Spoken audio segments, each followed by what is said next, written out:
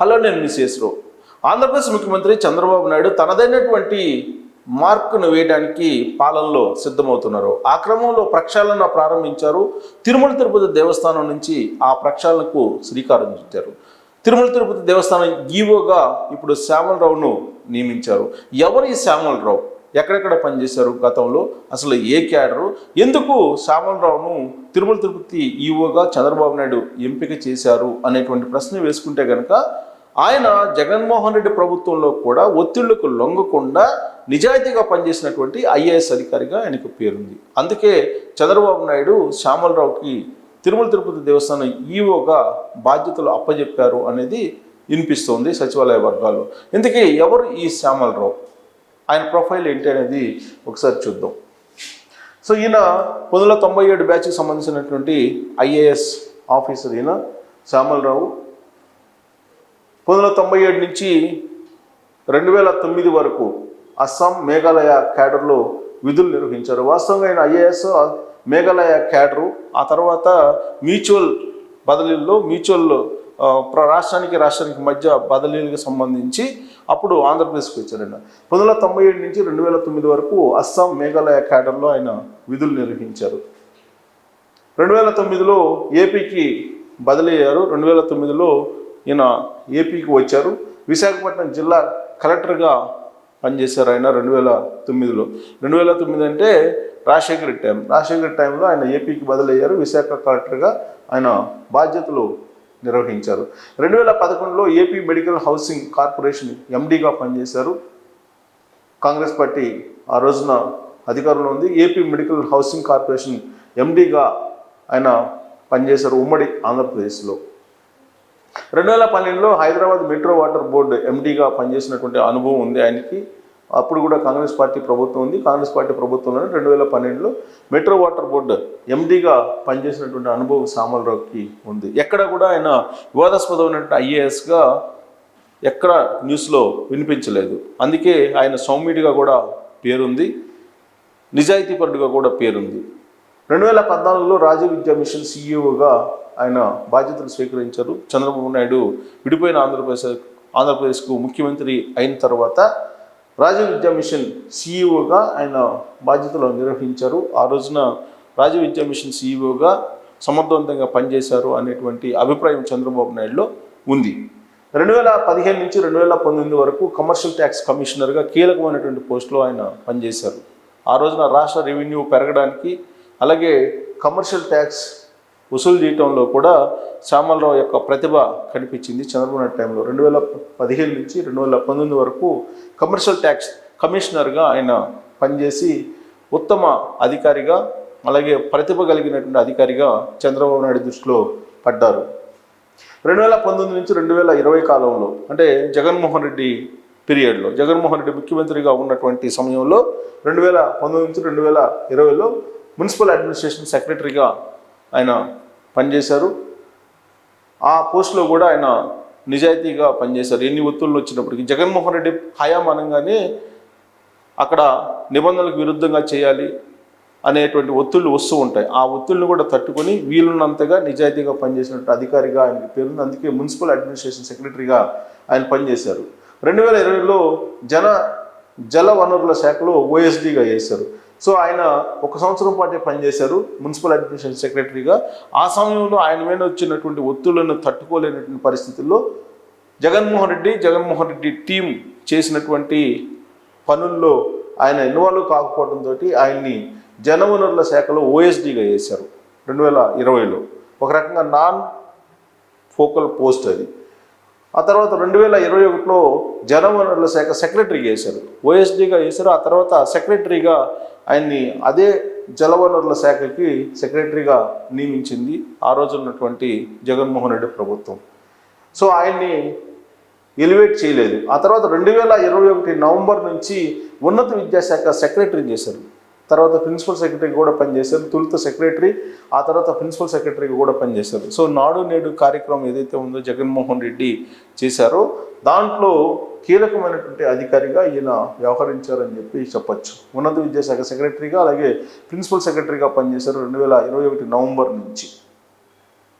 So 2024 June 15న Tirumala Tirupati దేవస్థానం ఈఓగా నియామకమయ్యారు. ఇప్పుడు యాక్చువల్గా ఆయన కీ పోస్ట్లోనే ఉన్నారు. ఉన్నత విద్యాశాఖ సెక్రటరీ, ప్రిన్సిపల్ సెక్రటరీగా ఉన్నారు. ప్రిన్సిపల్ సెక్రటరీగా పనిచేశారు ఆయన. ఆ పోస్ట్ నుంచి ఇప్పుడు 2024 అంటే దాదాపు 3 ఏళ్ల పాటు ఆయన విద్యాశాఖలోనే పనిచేశారు, సెక్రటరీగా కానీ ప్రిన్సిపల్ సెక్రటరీగా కానీ. 2024 జూన్ 15న టీటీడీ తిరుమల తిరుపతి దేవస్థానం ఈఓగా చంద్రబాబు నాయుడు అధికారంలోకి వచ్చిన వెంటనే ఆయన్ని నియమించారు. ఆయన గత ట్రాక్ రికార్డు చూసిన తర్వాతనే చంద్రబాబు నాయుడు కీలకమైనటువంటి నిర్ణయం తీసుకున్నారు. అందుకే ఆయన్ని తిరుమల తిరుపతి దేవస్థానం ఈఓగా నియమించడం జరిగింది. గతంలో ఈఓగా ధర్మారెడ్డి ఉన్నారు. ఆయన మీద ఉన్నటువంటి ఆరోపణలు మనందరికీ కూడా తెలిసినవి. తిరుపతి దేవస్థానం అంటే ఒక పవిత్రమైనటువంటి కొండ. అది అక్కడ ధర్మారెడ్డి చేసినటువంటి అరాచకాలు కానీ, ధర్మారెడ్డి చేసినటువంటి లాబింగ్లు కానీ, ధర్మారెడ్డి చేసినటువంటి బ్రోకర్ పనులు కానీ అందరికీ తెలిసినవి. ధర్మారెడ్డి మీద ఉన్నటువంటి అనేకమైనటువంటి ఆరోపణలు జగన్మోహన్ రెడ్డికి స్వామి భక్తిని ప్రదర్శిస్తూ ఆయన పనిచేశారు అనేది ఆయన మీద ఉన్నటువంటి ప్రధానమైనటువంటి ఆరోపణ.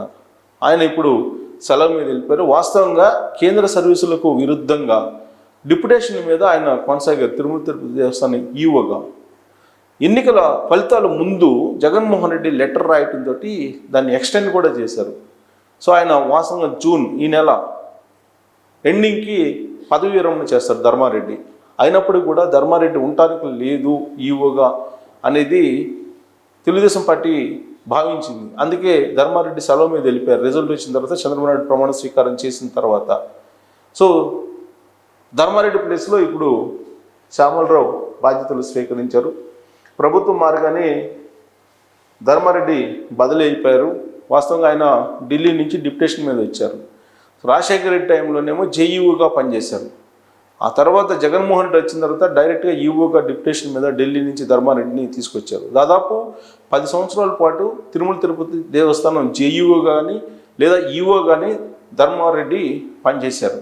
అంటే జగన్మోహన్ రెడ్డి ఫ్యామిలీకి ఎంత స్వామి భక్తిని ప్రదర్శించాడు ధర్మారెడ్డి అనేది అందరికీ తెలిసినటువంటి విషయమే.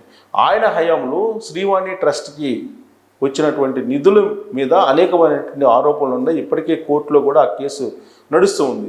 శ్రీవాణి ట్రస్ట్కి వచ్చినటువంటి అమౌంట్లో పెద్ద మొత్తంలో పక్కదారి పట్టిపోయాయి. అవి జగన్మోహన్ రెడ్డి అకౌంట్స్లోకి వెళ్ళిపోయాయి అనేది ఆరోపణ. దాని మీద ఎంక్వైరీ కూడా నడుస్తుంది. ఎంక్వైరీ వేయాలనేటువంటి ప్రయత్నం కూడా జరుగుతుంది. ఇప్పటికే హిందూ సంస్థలు, హిందూ భక్తులు, శ్రీవారి భక్తులు న్యాయ పోరాటానికి కూడా దాని మీద దిగారు. అన్ని ఆరోపణల నడుమ ధర్మారెడ్డి కొనసాగుతూ వచ్చారు. జూన్ 30వ తారీఖున ఆయన రిటైర్మెంట్ ఉంది. అయినప్పటికీ తెలుగుదేశం పార్టీ అధికారంలోకి రాగానే వెంటనే ఆయన బదిలీ మీద వెళ్ళిపోయారు. సో ఆయన్ని బదిలీ మీద వెళ్ళినప్పటికీ విచారణ మాత్రం జరగాలి అనేది ఇప్పుడు ఆయన డిమాండ్ వస్తుంది. సో ఆయన మీద విచారణకి ఆదేశించేటువంటి అవకాశం కూడా లేకపోలేదు. సో చంద్రబాబు తిరుమల పర్యటన ముందు రోజు ధర్మారెడ్డి సెలవు మీద వెళ్ళారు. ప్రమాణ స్వీకారం చేసిన తర్వాత ఆయన తిరుమల వెళ్ళారు చంద్రబాబు నాయుడు. సో దానికంటే ముందు రోజు ధర్మారెడ్డి సెలవు మీద వెళ్ళిపోయారు. తిరుమల నుంచే ప్రక్షాళన ప్రారంభించాలని చెప్పి చంద్రబాబు నాయుడు భావించారు. అందుకే చంద్రబాబు నాయుడు పాలనను గాడిలో పెట్టడానికి 2019 నుంచి ఇటీవల వరకు కూడా గాడి తప్పినటువంటి పరిపాలనని గాడిలో పెట్టడానికి ప్రక్షాళన తిరుమల తిరుపతి దేవస్థానం నుంచే ప్రారంభించారు. అందుకే ధర్మారెడ్డిని పంపించేసి ఆ ప్లేస్లో శ్యామలరావుని నియమించారు.